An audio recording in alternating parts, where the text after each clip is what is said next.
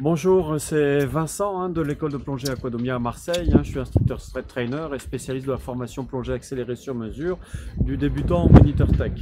Cette chaîne est dédiée à vos questions sur la formation plongée, donc elle est dédiée aux futurs experts en plongée, aux futurs moniteurs. Et la question que j'ai eue dans un des commentaires, c'est quelle est la différence entre une stab classique et une wing. Alors wing, ça s'écrit W-I-N-G. Ça veut dire L, donc c'est une stab dorsale, on peut dire, sachant qu'elle est composée, si je prends celle que j'utilise au quotidien, elle est composée de trois parties, d'une aile ici, une structure gonflable qui est à l'arrière du gilet, d'un harnais et d'une plaque. Ok. Donc pourquoi j'utilise ça et pourquoi on peut avoir intérêt à utiliser ça? Tout simplement parce que au niveau des sensations, c'est très sympa, puisqu'on a vraiment l'impression non plus d'avoir un poids dans le dos avec la bouteille qui vous appuie sur la colonne vertébrale, mais on a beaucoup plus l'impression d'être porté par la bouteille. Donc c'est l'un des points essentiels pour lequel je préfère avoir une stab dorsale et donc une wing.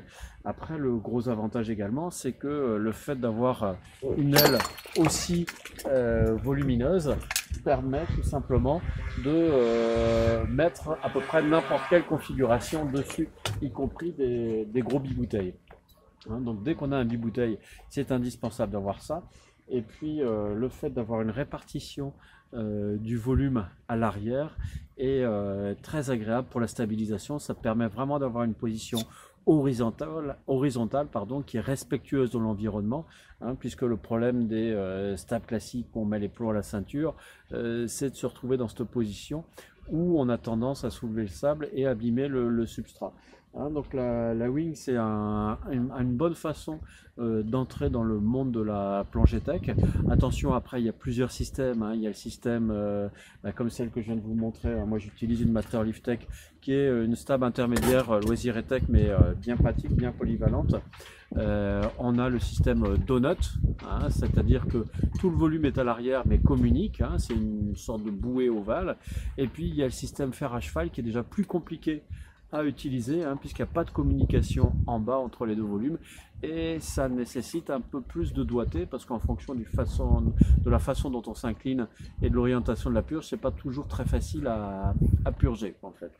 Donc la wing, indiscutablement pour un futur expert en plongée ou un futur moniteur de plongée, c'est le gilet à avoir, notamment pour éviter de se faire mal au dos avec les blocs, pour avoir un volume d'air qui soit important, pour avoir un gilet qui soit polyvalent, soit sur des monobouteilles, soit sur des bibouteilles, avec la plupart des wings, leurs harnais ont des anneaux solides en aluminium ou en inox qui permettent d'y fixer des bouteilles additionnelles très utiles pour la décompression quand on avance dans les cursus nitrox avancé, déco-procédure, extending range, trimix et ainsi de suite.